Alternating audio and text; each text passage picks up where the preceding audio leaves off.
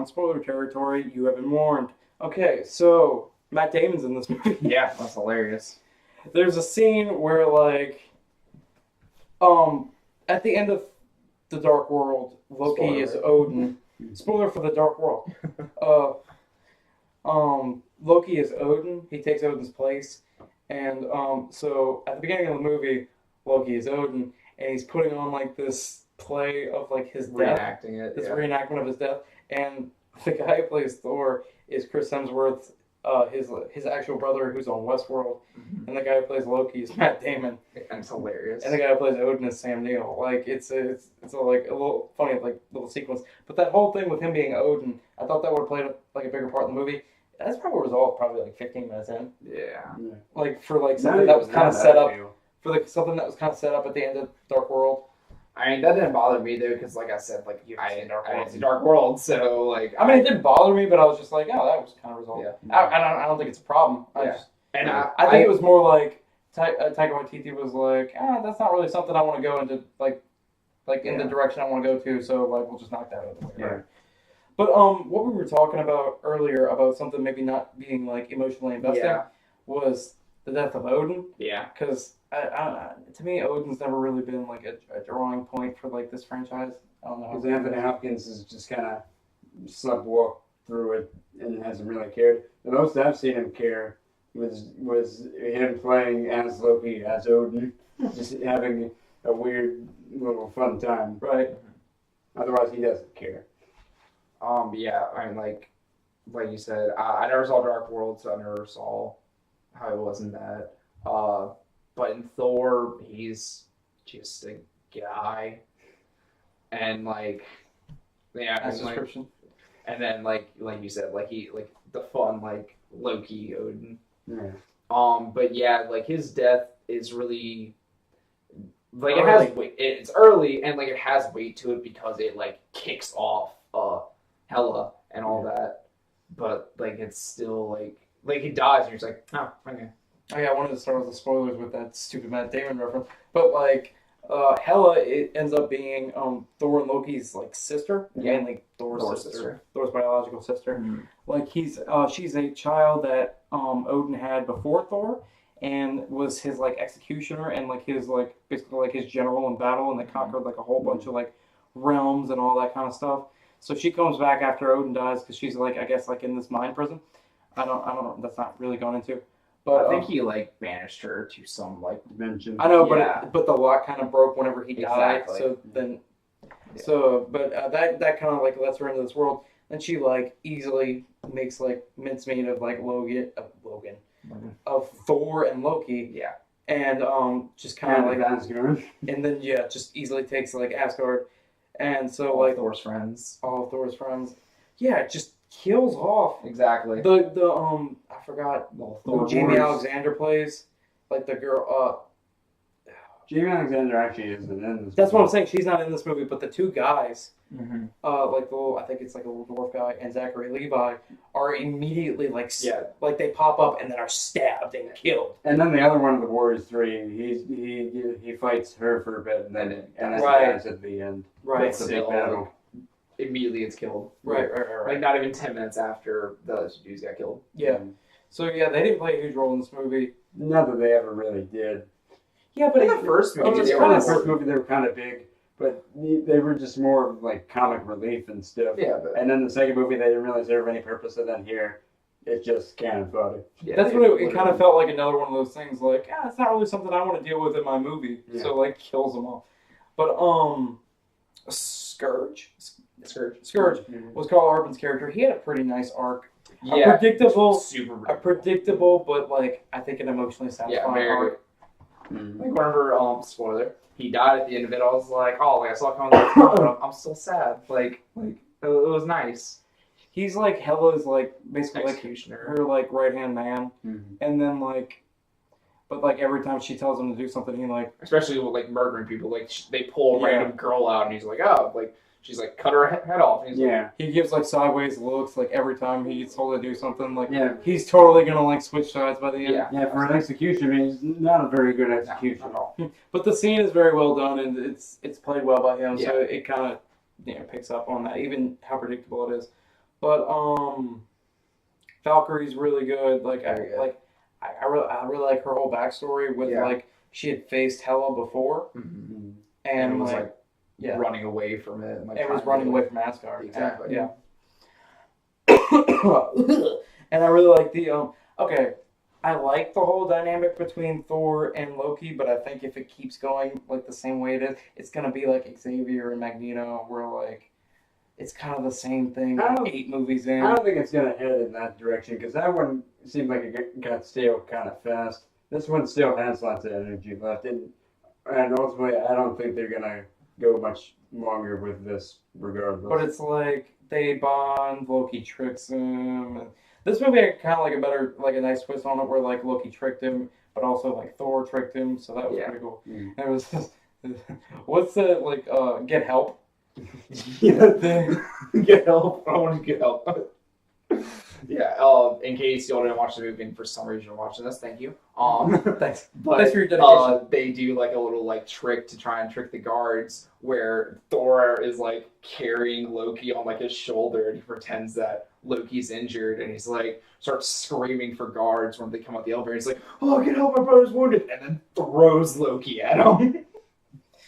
Plot wise, it's tied into stuff with the MCU with Hulk and everything. Yeah. So Hulk has been Hulk for like 2 years. Yeah, 2 years. Since Age of Ultron, he has not been Banner for 2 years. Whenever he left on the jet, he was Hulk that entire time until now. Yeah. And he basically says, like, when he becomes Banner, like in the middle of the movie, he's like, if I become Hulk again, I don't know if I'm ever going to be able to get out. So he might still be Hulk. I was going to say, but towards the end of the movie, in order to like beat, there's like a giant wolf monster. I don't really need to go into It was in the trailer too into also. detail with that.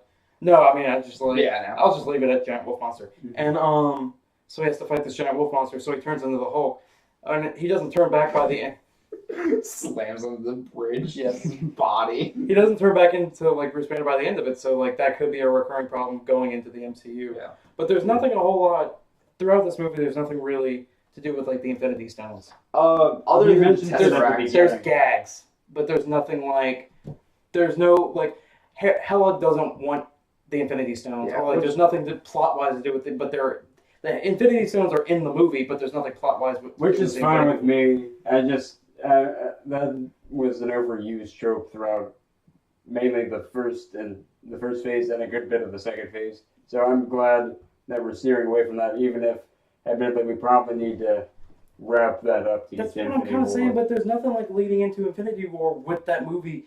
Well, There's Black Panther still, but I don't really think Black Panther will really kind of lead into Infinity War. I think that's more of a standalone thing. Okay, but I disagree because with how the movie ends, with the end credit scene, he's like, "Oh, everything's looking up," and then the ship pops up, and you assume that it's Thanos. I totally blanked on his name for a second. So, and like at the end of the movie, you can assume that Loki steals the Tesseract. So yeah. I assume right there, I hadn't thought about it that way. Thanos is going to get the Tesseract. You were like that, and I was just like, yeah, Caleb, I know Thanos was there, but I'm like, but no, I never Yeah, thought like about I it assume that he's way. going to like board the ship. Like, There's like a scene where probably Loki, murder most of the Asgards and then steal the Tesseract, and then he has one of the gems. there's a scene where Loki like looks at the Tesseract like right before he causes Ragnarok. Yeah. So like I never kind of thought about it. So that probably is what happened. Like he has to have taken the Exactly. Tesseract because Exactly. or else it would be destroyed. So yeah. Or at least just floating in space. So yeah, you're probably right. But besides that, I don't. What I was mainly talking about is, this movie's not like. There was a scene in Age of Ultron Yeah. where like it was him like dreaming about like the Infinity Stone and like Mhm. Ragnarok and everything. With that, this movie doesn't the entirety of the actual film doesn't really have anything to do with the Infinity Stones. Yeah. That's what I was talking Yeah. about. But I'm trying to think of other ways this ties into the okay. Everything I'm saying right now really isn't like a flaw with the actual movie. It's more of like, I wonder how this is going to work out in the future. I wish they would stop killing off their villains. Yeah. Like, Oh, she might not be dead. like, No. Yeah, I know she's totally dead. like she's not really fleshed out in this movie, but I think she could be a She would have been. she was super powerful, and like that was actually I think that was clearly expressed throughout the entire Yeah. movie, and I think that was actually well done. But she could have been like such a like an imposing force in like future movies, instead of like every movie like we pull out like somebody from Thor's past that we never talk about somebody from Cap's past or some like new guy. Like, why can't we have people that kind of like carry over? I wish they would stop killing off their villains. over. Yeah, but Loki's He's not a villain at this point. I was gonna say now it's like more of a supporting character. Yeah. So like I wish they would stop killing off their villains. To like they want to be like carry over like these heroes into like their different movies, kind of be like comics, but like they keep killing off their villains to where like we don't have like arcs with villains. That's kind of why none of these villains are like fleshed out or anything, because they're just like really imposing presences, and then they're immediately killed off. And I think they should start trying to like collect these villains a little bit to come back in later movies. I just think especially when these last few villains have actually been really good. Kate Blanchett, Michael Keaton, Kurt Russell, like those last three have actually been some of Marvel's better ones, and that's usually Michael Keaton was just arrested, so he's still alive. But he's still alive. Ego and Kate Blanchett are dead. Yes. So like that's what I'm saying. I wish they would stop doing that to kind of flesh these villains out a little bit more. The only thing with Kate Blanchett, the only thing that I could see why they didn't want to use her is because like she's too strong. Like she's basically unstoppable, and I don't think the Avengers will be unstoppable. Like they literally had to get this being that was destined to destroy this realm in order to kill her. I get that. So like that's the only way that I mainly it's a problem that I have with the whole series, Yeah. like with the whole universe. Exactly. Is I wish they would stop doing like why kill off like Red Skull? I know this was like 8 years ago. I think he's gonna come back because like he probably will, yeah, but like, I don't think. But why even kill him off? Well, I mean, like with how they killed him off is like he got like sucked into the Tesseract, or like he touched this Tesseract and all that. So like that's why I don't think he's dead. I think he just got like honestly, I think what's gonna happen is he got sent to like another dimension or something like that, and he didn't come back like really strong, or he at least maybe got like sent through time. Yeah. And so like I feel like it's that whole thing is just setting him up to come back as this really powerful person. And then he fights Bucky because Cap is going to be dead. Exactly. He better be dead after Infinity War. He better die. We're He was already- supposed to die in Civil War. We're already off topic, but Yeah, I was about to say this is not even about. we're already off topic, but like I'm so done with Bucky. Just in general. But back into Thor Ragnarok. I really hope like the Grandmaster. I really hope the Grandmaster and Benicio the Collector kind of like meet up, because aren't they like the same species or whatever? Like they're related. They're brothers. Yeah, I really hope they kind of like meet up in something else. What else we got? What else have we not talked about? I think we're undervaluing how great Chris Hemsworth is in this movie. I'm certainly not. Like, He's amazing. I feel like we just haven't focused on that as much. But yeah, he kind of built up the character throughout the different movies. But this is where he well, not just the Thor movies, but the other Avengers movies and everything. But this movie is really where Chris Hemsworth has his time to shine as a comedic specialist. He's truly blossomed into like somebody with like great comedic timing. And I feel like somebody like he originally started as like this Australian pretty boy. I feel like nobody really knew that like he had like these kind of like comic chops, and like he's done that in other movies, but like it's really demonstrated here with him being the lead. I don't have anything to I think we've really talked about everything. We kind of talked about the whole movie. Yeah. That's awesome. The fight with Hulk and Thor, how'd y'all feel about that? I loved it. It was pretty awesome. It's my favorite like scene, but it's not my favorite part. My favorite part is let's say if you'd like to say it's the joke at the end of the movie. There's a joke at the end of the movie where like so Ragnarok happens and Asgard is pretty much gone, but that Thor realizes like Asgard isn't a place, it's the people. So now they're like on a ship like Mass Effect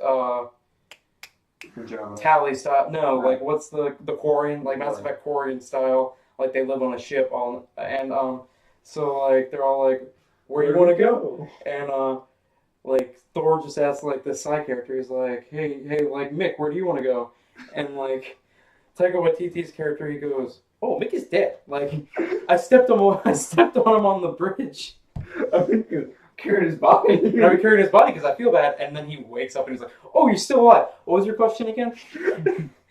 And I couldn't like that's pretty much how the movie ends. Yeah. And like Like I couldn't breathe because I was laughing so hard, and I just had tears in my eyes. Like it was the funniest thing. And there was another gag like Earlier on, but toward the end, Yeah. where like they're all like huddled around like wondering if they should trust Loki, and they're like and Valkyrie's like he tried to kill me, and like Bruce Banner's like me too, and Thor's like oh yeah Me a few minutes ago. me, and Thor's like yeah me too, like once we were kids, and I really like snakes, and so he like turned into a snake.